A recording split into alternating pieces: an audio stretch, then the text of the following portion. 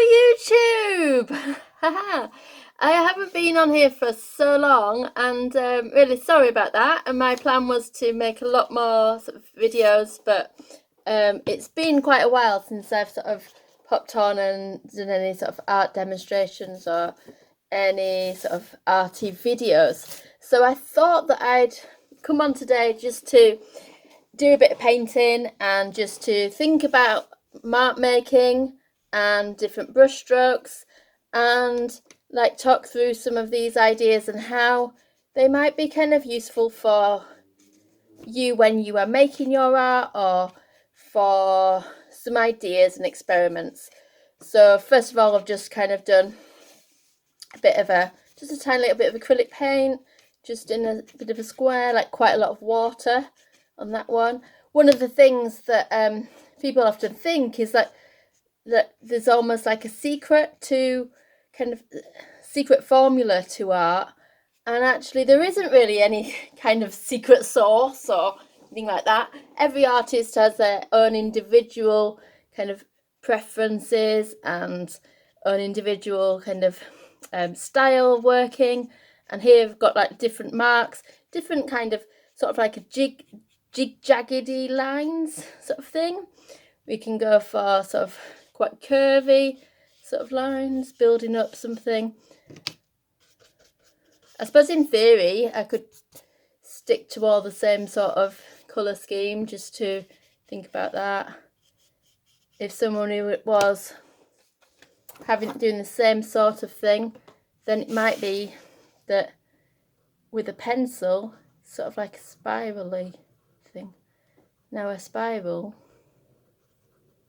thing with that is that because that's smaller, that can be used if you're feeling a bit agitated and need to really calm down, like building up different lines, different marks, building that up. Whereas if you're feeling a bit flat in mood, then you go in and forcing yourself to do some big brush strokes. Not so big really, because I've just got quite a small brush at the moment, but forcing yourself to sort of do fast paced brush strokes, and even like might even use your fingers or use the end of the brush to scratch into it. You can sort of energize a bit, like certain kind of painting techniques and certain art techniques can be helpful for like regulating emotions, because what happens is that somebody's emotional regulation, like they might need to really calm down, or it might be that to regulate they need to be encouraged to be a bit more sort of upbeat and a bit more energized. So actually some of these sort of brush strokes can be quite helpful. Something like that can be layered with a bit of colour on top. Something that I quite like doing is using a piece of card as sort of a palette knife that you might scrape paint on top. Something that's quite fun to do might be that you can take a piece of card and cut it into different shapes.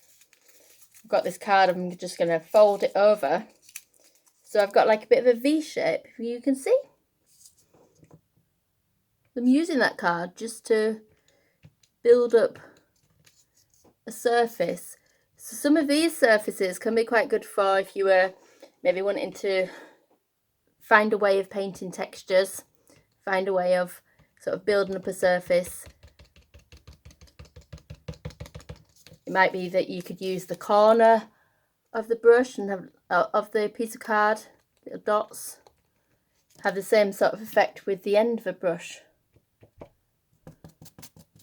Now I've used acrylic paint, but this can still apply for other paints if you're wanting to. So it's a bit different really with oil-based paints, because you'd be using sort of a turpentine solution or like oils to water the oil paints down rather than water.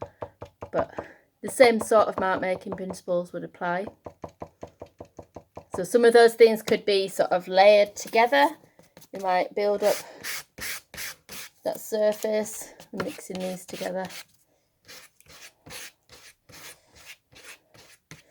and then sort of built paint on top. Got a bit of a contrast going here.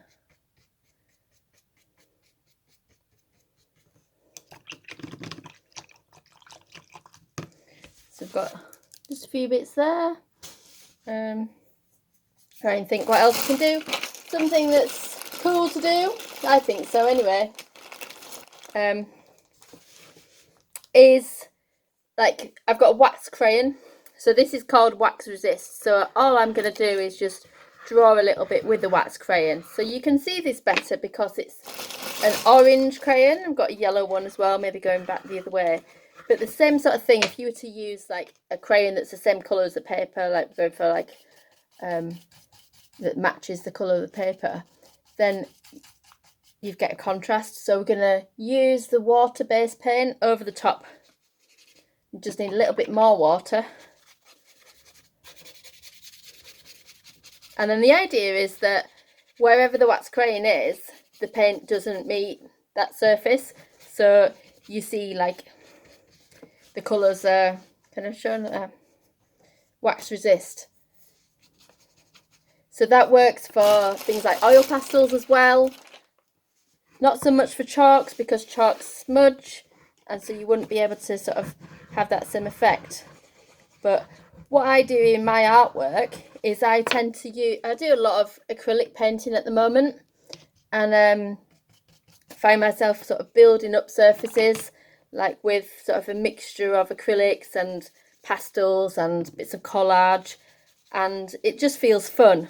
There's not really a set way of doing it, especially if I was doing something quite abstract, then it just feels like I'm kind of going for like just a fun approach, not really having a particular aim by the end of it. Whereas if I was doing something that was maybe more figurative or more like realistic, maybe some of the landscapes, then I'd maybe have a little bit more of a sense of how I might want it to work out, but very much about building up the layers. So yeah, there we are. So I'm gonna leave you there with that, like, for today, and I'd maybe invite you to pick up some paint, call you to take action on this, pick up some paint, have a little go at experimenting with brush strokes, see about combining different marks and different materials together, and just really have fun. Just have fun, see where it goes, like be playful with what you're doing, and let me know in the comments below if you've kind of learned anything, or if there's anything that surprised you about like what you've discovered from your experiments. And bye for now, take care.